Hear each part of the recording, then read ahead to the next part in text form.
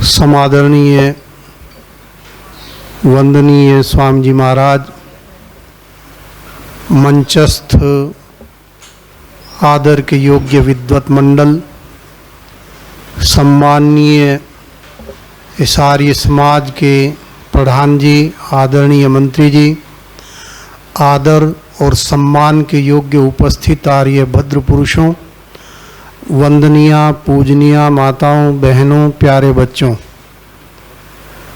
आज सभी को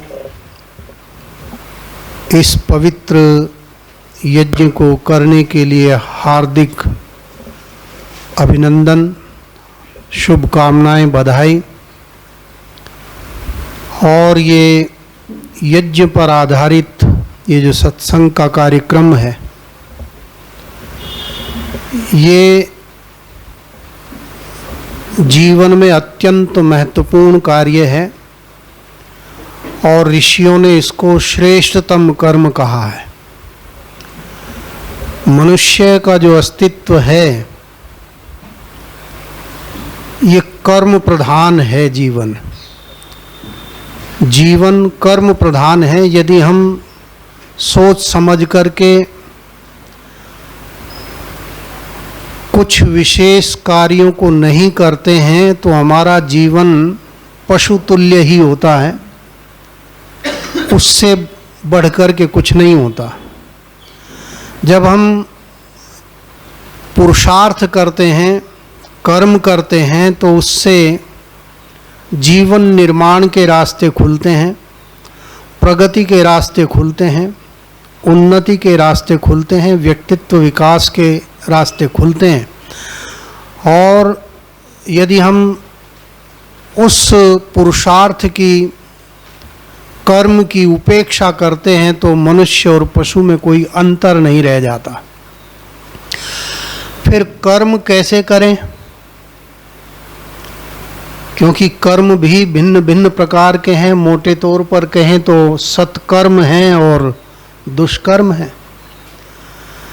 जो दुष्कर्म है वो नहीं करने चाहिए, जो सत्कर्म है उनको आगे बढ़ करके करना चाहिए। बहुत सरल सी बातें कि सत्कर्म हमें आगे बढ़ करके करने चाहिए, जो बुरे कर्म हैं उनसे हमें बचना चाहिए।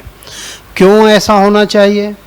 ये भी बहुत सरल सी बात है कि लोग कहते हैं भाई, आम समझ की बात है कि अच्छा करेंगे तो सुख मिलेगा, बुरा करेंगे दुख मिलेगा। सभी सुख की तलाश में है, सुख मिले। हर कोई चाहता है कि सुख मिले, दुख ना आए। लेकिन सुख मिले कैसे, उसकी हम उपेक्षा कर देते हैं। सुख को हम डाल देते हैं कि भगवान की इच्छा होगी तो सुख देगा, दुख को भी उसी के लिए डाल दे, उसकी इच्छा होगी तो दुख देगा। फिर किससे बचना और किसको पाना, तो वही पशुतुल्य हो जाएगा। तो यहाँ जो मनुष्य योनि है, ये इसकी विशेषता है कि जो आत्मा है, जो जीव है, वो इस मनुष्य योनि में जो उपस्थित है, वो दिव्य आत्मा इस शरीर के माध्यम से, महापुरुषों के सत्संग के माध्यम से, उनके निर्देशन के अनुसार चलते हुए इस जीवन की उत्तम स्थिति को प्राप्त कर सकता है। और उत्तम स्थिति को प्राप्त करते हुए संसार में विभिन्न प्रकार के उत्तम सुखों को प्राप्त करता हुआ और दुखों को अत्यंत रूप से नष्ट कर सकता है। कहते हैं कि मोक्ष, मुक्ति जो है मनुष्य का जीवन का सर्वोपरि लक्ष्य है। उस तरफ हमने चलना है। किस लिए? क्योंकि दुखों का अत्यंत निवृत्ति जहाँ पर हो जाए, दुख बिल्कुल समाप्त जहाँ पर हो जाए, उसको मुक्ति कहते हैं। मुक्ति का मतलब जो हम चाहते हैं कि दुखों से मुक्ति हो जाए, सुख ही सुख रहे तो जीवन मिलता रहे, क्या कोई दिक्कत नहीं है, सुख ही सुख रहे। लेकिन इस संसार की ऐसी कुछ रचना है कि यहाँ पर प्रकाश अकेला नहीं आता, और अकेला प्रकाश ही हो तो उससे भी हम बोर हो जाते हैं। अभी दिन बड़े चल रहे हैं, थोड़ा घटने लगे हैं, लेकिन कहते हैं कि पहाड़ सा दिन हो गया। गर्मियों के दिन को कहते हैं पहाड़ सा दिन। अरे खुशी की बात है, ज़्यादा समय मिल रहा है इस दुनिया को देखने का, बड़ी खुशी की बात है। हरियाली को देखें, खुशहाली को देखें, फूलों को देखें, परिवार को देखें और संसार को देखें, सारा का सारा इतना अवसर है। लेकिन वो भी क्या है कि वो भी लगता है कि पहाड़ सा दिन हो गया, रात हो जाती तो ठीक है, थोड़ा आराम करते। तो ये जो है प्रकाश भी अकेला नहीं आता, अंधकार की बुनियाद पर प्रकाश उत्पन्न हुआ करता है।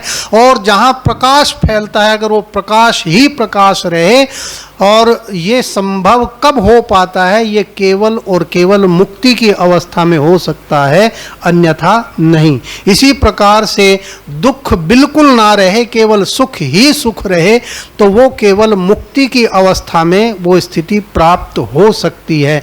वास्तव में सुख और दुख ये शब्द ऐसे हैं जिससे हम अपने भावों को अभिव्यक्त करते हैं, लेकिन जो पूर्ण सुख की स्थिति है उसको सुख के द्वारा हम, वो ये शब्द छोटा पड़ता है, ये शब्द छोटा पड़ता है उसके लिए हमारे ऋषियों ने एक दूसरा शब्द पकड़ा है, और वो शब्द है आनंद।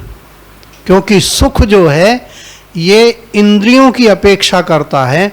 अगर आपके पास में आपकी जिह्वा जो है वो स्वस्थ है तो रस को ग्रहण कर सकती है। खट्टा, मीठा, कड़वा, चटपटा, विभिन्न प्रकार के जो षड रस हैं, उन रसों का आप आस्वादन कर सकते हैं। लेकिन यदि आपकी जिह्वा के जो स्वाद को चखने वाले जो तंतु हैं वे अगर विकृत हो गए हैं तो बहुत अच्छे से अच्छे पदार्थ भी आपको स्वादिष्ट नहीं लगते, केवल पेट भरना रह जाता है। आज जो दुनिया के अंदर ये महामारी व्याप्त है, इसका एक दुष्प्रभाव ये आता है बहुत सारे लोगों में कि गंध और स्वाद की अनुभूति समाप्त हो जाती है। स्वाद ही नहीं आता, गंध का पता नहीं लगता। तो नासिका ठीक है तो गंध का हमें पता लगता है, गंध के माध्यम से सुख और दुख प्राप्त होते हैं। जिह्वा ठीक है तो हमें स्वाद का पता लगता है, स्वाद के माध्यम से हम सुख अथवा दुख की अनुभूति करते हैं। कान हमारे ठीक हैं, कान हमारे ठीक हैं तो हमें ध्वनि, स्वर का, शब्द का आभास होता है, और उन शब्दों के भाव को हम यथावत जब समझ जाते हैं तो फिर उससे अंदर एक अलग हलचल बनती है। और वो हलचल क्या होती है कि वो हमें सुख अथवा दुख दे जाती है। सारी बातें, सारी चीजें, दुनिया के सारे स्वाद आप भूल जाते हैं, सारी गंध भूल जाते हैं, सारे उत्तम, अभद्र, अच्छे, बुरे, सारे के सारे दृश्यों को भूल जाते हैं। लेकिन एक बात नहीं भूलते, अगर किसी अपने ने कभी कोई चुभती बात कह दी, लगी रह जाती, चिपकी रह जाती कहीं दिल पर। कान के माध्यम से हम सुख प्राप्त कर रहे हैं, कान के माध्यम से दुख प्राप्त कर रहे हैं। स्पर्श, इस त्वचा के माध्यम से सुख और दुख का आभास है, गर्मी का, सर्दी का और कोमल का, कर्कश का, ये सारा का सारा आभास जो है इस त्वचा के माध्यम से हमें मिल रहा है। ये हमारी 5 ज्ञानेंद्रियां हैं, आँख, नाक, कान, जिह्वा, त्वचा, इनके माध्यम से सुख मिलता है, और जो सुख मिलता है वहीं से इनको दुख भी मिलता है। यदि हम मीठा खाते हैं बड़ा अच्छा लगता है, लेकिन परिणाम क्या होता है, मुंह कड़वा हो जाता है। शुगर की तो बाद में देखेंगे शुगर वगर तो बाद में देखेंगे, कहते हैं मैं तो एक्सरसाइज करता हूँ जी, मेरा कुछ नहीं बिगड़ता लेकिन तुरंत का असर क्या आएगा, बस थोड़ी देर बाद ही मुंह कड़वा हो जाता है। खाया मीठा हो गया कड़वा, और खाया कसैला, आंवला थोड़ी सी देर मुंह में रखा और फिर पानी पिए, आप कैसा ही खारा पानी पिए मीठा लगेगा चमत्कार। तो क्या है कि विपरीत भाव को लेकर के चलती हैं इंद्रियां जो हैं, ये उसी हिसाब से चलती हैं। ये सुख भी ग्रहण करती हैं, दुख भी ग्रहण करती हैं। अगर हमारी त्वचा जो है ये गर्मी को महसूस ना करे तो भी समस्या है, सर्दी को महसूस ना करे तो भी समस्या है, इन सारों को अनुभव करे तो फिर ये अच्छी स्थिति उसकी है। स्वस्थ इसको कहते हैं। तो सुख और दुख जो हैं ये दोनों एक सिक्के के दो पहलू हैं। हम केवल सुख सुख प्राप्त करना चाहते हैं तो इंद्रियों के माध्यम से संभव नहीं है। और थोड़ा सा विषय से थोड़ा सा हट करके एक बात को और देखें, और उस पर आपको एक चिंतन के लिए चीज़ दे रहा हूँ कि हम कहते हैं सामान्य रूप से समाज के अंदर कहते हैं कि भाई स्वर्ग जो है, स्वर्ग में सुख ही सुख है और नरक में दुख ही दुख है। नरक के भी कई कैटेगरी बना दिए हैं कई कैटेगरी में रो नमक कर, ये नरक कर, ये नरक, न जाने कितनी कैटेगरी उस नरक की भी बना दी, सुख की भी कैटेगरी अलग अलग बना दी हैं। लेकिन ये स्वर्ग और नरक कहाँ हैं?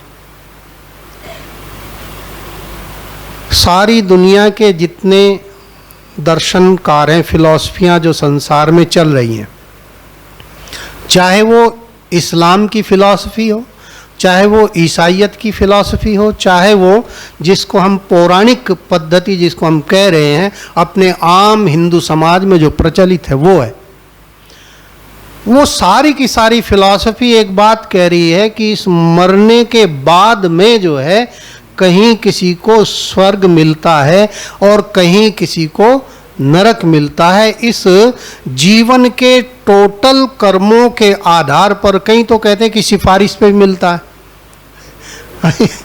वे सिफारशी हैं बंदे जो ईसाई और वे जो हैं मुस्लिम जो हैं वे सिफारिश पे चलते हैं। भाई मोहम्मद साहब जा कर के बैठ गए हैं अल्लाह ताला के पास में, वे जिसको कह देंगे कि हाँ ये हमारे वाला है, इसको ले जाओ जन्नत में, और बाकी जाए जहन्नुम। हाँ तो वो जो है वो वहाँ पे तस्दीक करेगा। इसी प्रकार से कहते हैं कि खुदा का बेटा, गॉड का बेटा, भाई ईसा मसीह बैठा हुआ है गॉड के पास में उसकी गोद में, और फिर जब मरने के बाद में सब जा रहे हैं तो बताएगा कि ये अपने वाला है, इसको ले लो इधर, बाकी जाए जहन्नुम। वे सिफारसी बंदे हैं। उसमें फिर क्या है कि व्यक्ति के अपने कर्म जो हैं कैसे हों वो फिर गौण हो जाती है बात। बस इतना है कि उस पर विश्वास ले आए तो काम बन गया। भारतीय जो दर्शन है उसमें जो पौराणिक दृष्टिकोण है उसमें भी ये कहा जाता है कि मरने के बाद में एक अलग लोक है जिसको स्वर्ग लोक कहते हैं, एक अलग लोक है जिसको नरक लोक कहते हैं। को जो अच्छे कर्मों वाले हैं वे स्वर्ग लोक में चले जाते हैं और जो बुरे कर्मों वाले हैं वे बुरे लोक में, नरक में चले जाते हैं। तो यहाँ पर सिफारिश नहीं चलती, इतनी तो बात है। लेकिन ये लोक क्या है वो थोड़ा सा मैं जो एक बात बता रहा था तो वहीं पर आऊँगा। लेकिन इस बात को क्योंकि प्रसंगवशात मस्तिष्क में बात आई और मैंने समझा कि हम सब की समझ में चीज़ होनी चाहिए। क्या है कि लोक, एक है स्वर्ग लोक, एक है नरक लोक। महर्षि दयानंद कहते हैं, ये जो दूसरे बता रहे हैं तो कहते हैं कि दूसरी जगह स्वर्ग लोक है।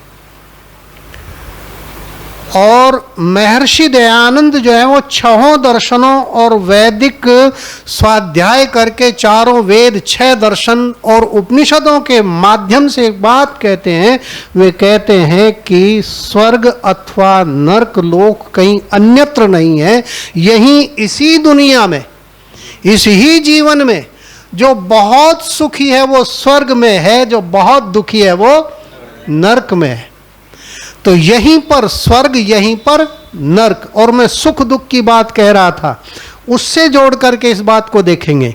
क्या है कि यदि हम स्वर्ग की बात करते हैं कि कहीं दूसरी जगह शरीर समाप्त हो गया, केवल आत्मा विद्यमान है और उसको जो है सारे सुख के उपभोग प्राप्त हैं, तो मैं कहता हूं कि आत्मा उनका कोई उपभोग नहीं कर सकती। जिस प्रकार से शरीर के अंदर हमने आंखें बंद कर ली, अष्ट चक्रा नव द्वारा देवानाम पूर अयोध्या, कहते हैं कि 8 चक्र 9 दरवाजे की ये देवताओं की नगरी है जिसको शरीर कहते हैं। तो इसके अंदर आत्मा का निवास है, इसके 8 चक्र इसके अंदर हैं, 9 दरवाजे इसके अंदर हैं। आत्मा कहते हैं कि 9 दरवाजे का पिंजरा तामे पंछी पोन, रहे अचंभा बहुत है, उड़े अचंभा कौन। कबीरदास जी कहते हैं कि 9 दरवाजे का पिंजरा है जिसके अंदर आत्मा रूपी पंछी बैठा हुआ है। मैं इस बात को कहना चाहता हूं कि 9 दरवाजे इस शरीर के हैं और इस शरीर रूपी पिंजरे के अंदर आत्मा बैठी हुई है। आत्मा को, इस संसार को देखने के लिए 9 दरवाजे लगातार खुले हुए हैं, खुले हुए हैं। हमने अगर आंखें बंद कर ली तो आत्मा के पास में देखने की शक्ति है तो नाक से देख ले, लेकिन देख लेती है क्या? नहीं देख पाती। कान से देख ले, मुंह खोल ले कितना। अभी पीछे गिनीज बुक वर्ल्ड रिकॉर्ड में किसी का रिकॉर्ड दर्ज हुआ, किसी महिला का, तो 6 सेंटीमीटर मुंह खोल लेती है। 6 इंच लगभग 6 इंच के आसपास मुंह इतना खोल लेती, इतना मुंह खोल। देख ले, मुंह से नहीं देख सकते, कान से नहीं देख सकते, नाक से नहीं देख सकते, पूरा शरीर जो है छलनी है। अभी 2 मिनट धूप में बैठे तो पानी इसके अंदर से निकलने लगता है, छलनी है। कहीं से भी आत्मा देख ले, लेकिन आत्मा के पास में देखने की शक्ति अवश्य है, लेकिन देखने का साधन, पर्टिकुलर साधन होना चाहिए। आंख से ही देख सकती है, बाकी और किसी तरीके से नहीं देख सकती। और अगर आंख है ही नहीं, क्या देखेगी? मर गया कोई, क्या देखेगा? नहीं देख सकता ना, क्योंकि आंखें खत्म हो गई, कान खत्म हो गए, शरीर खत्म हो गए। ये स्वाद नहीं ले सकता, ये शब्द नहीं सुन सकता, आवाज नहीं सुन सकता, ये स्पर्श नहीं कर सकता, ये कुछ बोल नहीं सकता, ये सुन नहीं सकता, चख नहीं सकता, सूंघ नहीं सकता, देख नहीं सकता। आत्मा है अपनी संपूर्ण शक्ति के साथ में। आप बहुत अच्छे अच्छे काबिल लोग यहाँ पर बैठे हैं। सामान्य सी मेरी बहनें बैठी हुई हैं, घर के अंदर सामान्य छोटे मोटे से काम है। बटन टूट गया है, बटन लगाना है, सारी होशियार हैं, मैं भी लगा लूँगा, लेकिन सुई नहीं है, सुई नहीं है। एक हम तो बहुत आलसी हैं एक प्रकार से, जो राम कृष्ण के वंशज हैं, बहुत लापरवाह हैं, निरंतर लुटते पिटते चले जा रहे हैं, लेकिन जग नहीं रहे। हिला हिला करके जगा दिया महात्माओं ने, महापुरुषों ने जगाने की भरपूर कोशिश की है, लेकिन जाग नहीं रहे। बिजनौर में एक गांव का एक चौकीदार था, और वो गांव का चौकीदार जो था वो एक आवाज़ लगाया करता गांव में आवाज लगाता, कहते 5000 साल से सोने वालों जागो। चोरों से जागरूक करने के लिए आवाज लगाते थे चौकीदार, कहते जागते रहो, जागते रहो। तो उसने, उसकी जिम्मेदारी थी, लेकिन उसने एक बात कही, कहता है कि 5000 साल से सोने वालों जागो। अब लोगों ने कहा मामला क्या है? उन्होंने कहा ये मामला क्या है भाई, क्या मामला है ये, क्या आप कह रहे हैं?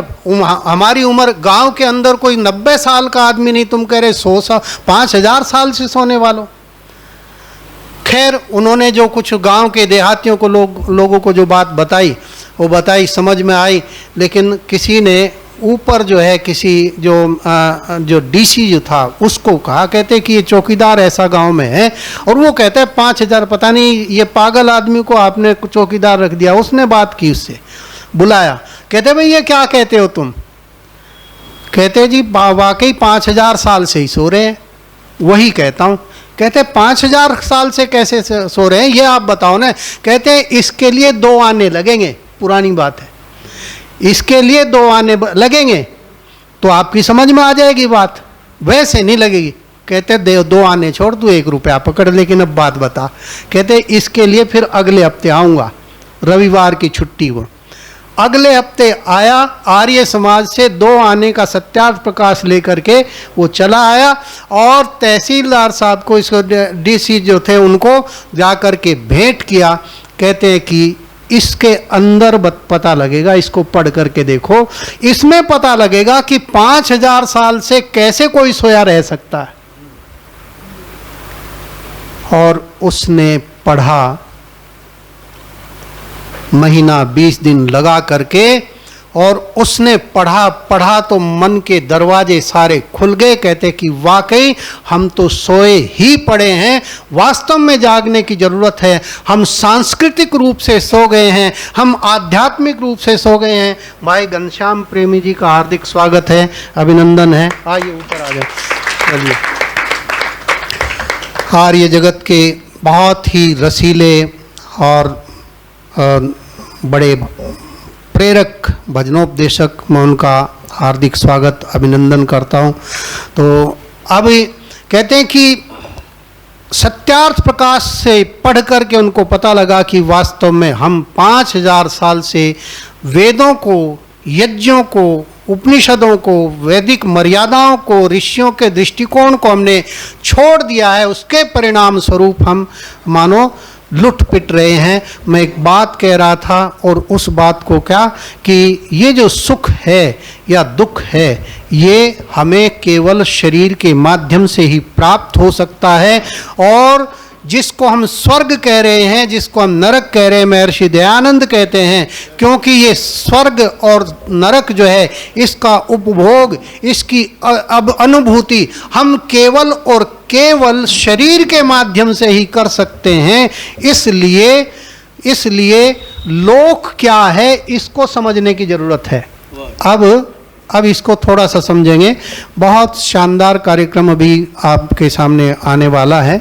अब मैं लोक यानी स्वर्ग लोक और नरक लोक। लोक क्या है? प्रभात की वेला है और आप सब सुच्चे मुंह भी बैठे हैं, आध्यात्मिक वातावरण बना हुआ है, सात्विक प्रवृत्ति इस समय होती है। इस समय थोड़ी सी गहरी बात भी कोई रिस्क लेकर के कह दे तो समझ में आ जाती है, जम जाती है, तो रिस्क ले रहा हूँ। क्या है लोक? लोक किसको कहते हैं? हम कहते हैं पृथ्वी लोक, अंतरिक्ष लोक, द्युलोक, पाताल लोक, स्वर्ग लोक, नरक लोक। इन लोकों को ऐसे हम समझते हैं। लेकिन इनको लोक क्यों कहा? पृथ्वी को लोक क्यों कहा? चंद्रमा को लोक क्यों कहा? चंद्रलोक में निवास करते हैं। सूर्य को लोक क्यों कहा? ये भाषा के अंदर इसकी प्रोग्रामिंग फिट है। भाषा में ही, शब्द के अंदर ही उसका सारा भाव विद्यमान है। लोक क्या है? संस्कृत की एक धातु है लुक। लुक दर्शने। लुक धातु रूट है जो संस्कृत में, ये रूट है, इससे बहुत सारे शब्द बन जाएंगे। लुक लिया, इसमें कुछ जो है कुछ उपसर्ग अथवा प्रत्यय आदि लगा करके, संधि और आदि वो सब करा करके अनेक शब्दों का निर्माण हो जाता है। हजारों शब्द एक धातु से बन जाते हैं। तो लुक मूल शब्द है, उसका अर्थ है दर्शने, देखने के अर्थ में लुक धातु का प्रयोग होता है। मजेदार बात है कि ज्यों का त्यों इंग्लिश में विद्यमान है। आई लुक ज्यों का त्यों, बस यहां पे संस्कार करके यूज कर लेते हैं। हाँ जी, युज भी संस्कृत का ही शब्द है। युज, युज धातु प्रयोग के अर्थ में संस्कृत का है, लेकिन हम प्रयोग करते हैं। प्रे साथ में लगा दिया, सुंदर सा शब्द बन गया प्रयोग। वहां उन्होंने ज्यों का त्यों रख लिया। यूज, अर्थ वही है। खैर बहुत सारे शब्द इस प्रकार के, उसकी यात्रा में नहीं जाएंगे। हम लुक की बात कर रहे हैं। लुक मीन्स देखना, और ये संस्कृत का शब्द है। देखने के अर्थ में लुक का प्रयोग है। इससे एक शब्द बनता है लोक, जो दिखाई देता है उसको कहते हैं लोक। ये पृथ्वी जो है दर्शनीय है, देखने लायक है, दिखती है, इसलिए इसको लोक कहते हैं। चंद्रमा दिखाई देता है, उसको लोक कहते हैं। नक्षत्र दिखाई देते हैं, उसको लोक कहते हैं। चंद्रमा, सूरज और पृथ्वी के बीच में जो अंतरिक्ष है, ये पोल है, इसका भी आभास हमें एहसास है। ये दिखाई नहीं देता, लेकिन दूसरों के माध्यम से ये इसकी प्रतीति है कि यहाँ तो धरती है, वहाँ सूरज है, बीच में क्या है। ये कहते हैं कि ये दिखाई वैसे तो नहीं देता, अनुभूति इसकी है। ये अंतरिक्ष लोक है, इसको आकाश भी कहते हैं। ये लोक हो गए। इस ही अर्थ में इस बंदे को भी हाँ जी लोक की कहते लोक की कहते हंसी की करिए क्यों जी? लोक लोक संस्कृत में ज्यों का त्यों ले लिया, संस्कृत का पंजाबी में ज्यों का त्यों लोक, हिंदी में विकार आया, गए कर दिया, लोग, फर्क पड़ गया। अब संस्कृत में ये पंजाबी में लोक था, मनुष्य के शरीर के लिए लोक था, पृथ्वी के लिए भी लोक था, अंतरिक्ष के लिए भी लोक था। तो सिमिलरिटी है, समझ में आ जाती है बात। गए आने से थोड़ा सा समस्या हो गई, उसको हम फिर ठीक कर देते, बता देते ये गए जो है कै की जगह आया, भाई समझ लो ये लोक है। इस लोक में, इस लोक को जो है स्वर्ग लोक बना लीजिए, और आप नहीं बना सकते तो नर्क लोक ऑटोमेटिकली बन जाएगा। अच्छा, स्वर्ग कैसे बने? स्वर्ग कैसे बने? स्वर्ग की पहचान देखिएगा। अब 5 मिनट की चर्चा करूंगा। बहुत बड़े धुरंधर हमारे भाई आए हुए हैं, तो उनके रसीले भजनों का मैं भी आनंद लूंगा और आप भी लेंगे। 5 मिनट की चर्चा करूंगा, इसको और ध्यान से दीजिए, सुनिएगा जरा। अब स्वर्गलोक जो पौराणिक दृष्टिकोण है, स्वर्गलोक की पहचान क्या है? स्वर्गलोक में एक कल्प वृक्ष है। कहते हैं कि स्वर्गलोक में एक नंदन वन है, और नंदन वन में एक वृक्ष है जिसका नाम कल्प वृक्ष है, और उस कल्प वृक्ष के नीचे कोई खड़ा होकर के, बैठ करके, स्थित होकर के जो भी कुछ मन में सोचता है वो सारी कामनाएं तुरंत पूरी हो जाती है, सामने उपस्थित हो जाता है। सोचे जरा उसके नीचे बैठ करके, तुरंत। ये पहचान है स्वर्ग की। एक और पहचान है, कहते हैं कि उसमें कामधेनु है, उसमें एक कामधेनु है, एक गाय है जिसको कामधेनु कहते हैं। कामधेनु क्या है? कहते जो भी कामनाएं आप उसके पास में बैठ के करें, उस मैया के थोड़ा सा सेवा करें, उसके पास बैठे, उस गौ माता को आप जो है उसके चरण स्पर्श करें, उसको खुजलाएं, थोड़ा सा खुरेरा करें, हाथ फेरें, तो क्या होता है? सारी कामनाएं पूर्ण, सारी मनोकामनाएं पूर्ण हो जाती हैं। ये पहचान है स्वर्ग की। और योगेश्वर भगवान श्री कृष्ण एक अति उत्तम ग्रंथ हमें दे गए। महर्षि वेद व्यास ने लिखा है, लेकिन आधार बनाया योगेश्वर श्री कृष्ण के उपदेश को। जो उन्होंने उपदेश दिया इस कुरुक्षेत्र के मैदान में, उसी भूमि पर आप बैठे हुए हैं। बड़े भाग्यशाली हैं कि ये क्षेत्र जो है, उसमें जो है उन्होंने 3 अध्याय भगवद गीता 3 अध्याय में एक बात कही। एक श्लोक है 3 अध्याय में, और 3 अध्याय को मैं कहता हूं कि अब से 1 महीने तक आप रोजाना पढ़ें। 3 ही अध्याय, ना दूसरा पढ़ना ना चौथा पढ़ना। भगवद गीता केवल 3 अध्याय, किसी की भी व्याख्या हो कोई फर्क नहीं पड़ता। एक यथा वो जो है उसको तो छोड़ दीजिए लेकिन उसमें भी कोई ऐसी बात नहीं, कोई भी पढ़ें, किसी का भी जो है भाष्य पढ़ें, गीता प्रेस गोरखपुर का पढ़ें, स्वामी समर्पणानंद जी का पढ़ें, किसी और का, किसी का भी पढ़ें, कोई फर्क नहीं पड़ता। लेकिन 3 अध्याय पढ़ें। 3 अध्याय में यज्ञ के विषय में, जो अभी पंडित जी महाराज कह रहे थे यज्ञ के विषय में, मैं कहता हूँ कि जो शास्त्रीय दृष्टिकोण है उसको पूरे के पूरे स्वरूप में भगवद गीता के 3 अध्याय में प्रस्तुत कर दिया है।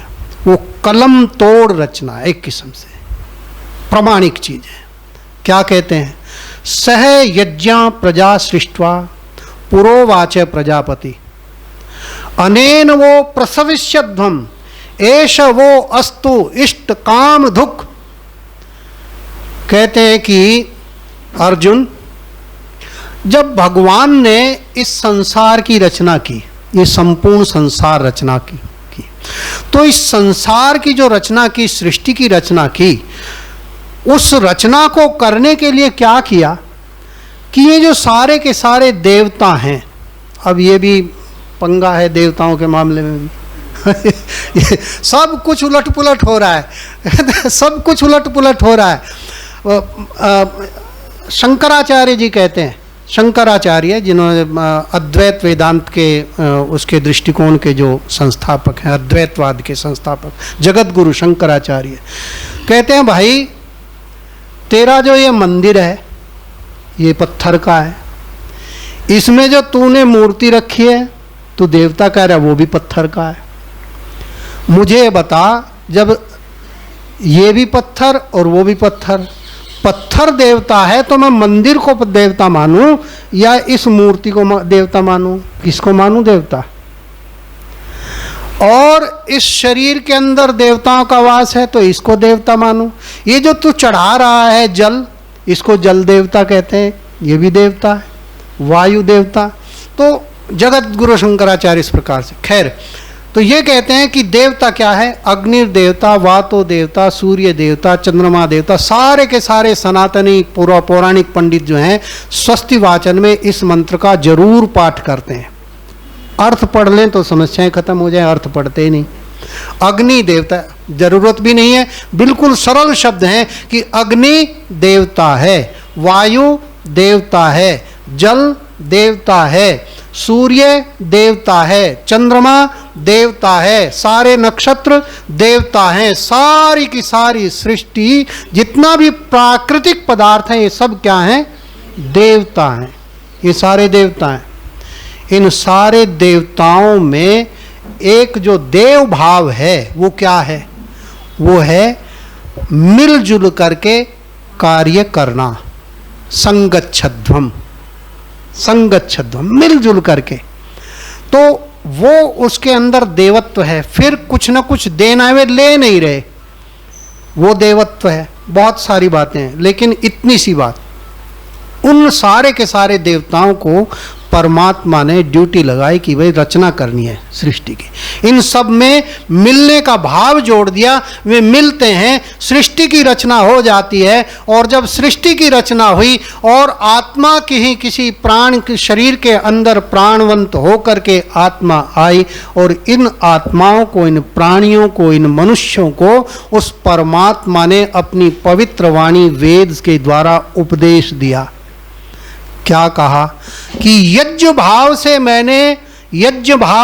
मैंने इस सृष्टि की रचना की है और ये यज्ञ भाव ही है जो कि तुम्हारा उद्धार कर सकता है। याज्ञिक बनो, यज्ञ के द्वारा सारी की सारी कामनाएं पूरी होंगी। अनेन वो प्रसविष्यध्वम, इस यज्ञ से तुम खूब फलो फूलो, उन्नति करो। और अगली जो कलम तोड़ बात है, एष वो अस्तु इष्ट काम दुख, एष यह वह तुम्हारे लिए इष्ट काम दुख, सारी की सारी मनोकामनाओं को पूर्ण करने वाली कामधेनु है। हम ढूंढ रहे थे कामधेनु कहां? स्वर्ग में, और गीता में लिखा कि हवन है, यज्ञ है, कामधेनु। तो अब हम स्वर्ग प्राप्त करना चाहते हैं। कहते हैं कि सशरीर कोई स्वर्ग में नहीं जा पाता, लेकिन भगवान श्री कृष्ण कह रहे हैं कि तुम सशरीर स्वर्ग में जा सकते हो। कैसे जा सकते हो? कामधेनु स्वर्ग में रहती है। आप कामधेनु को ले आओ ना,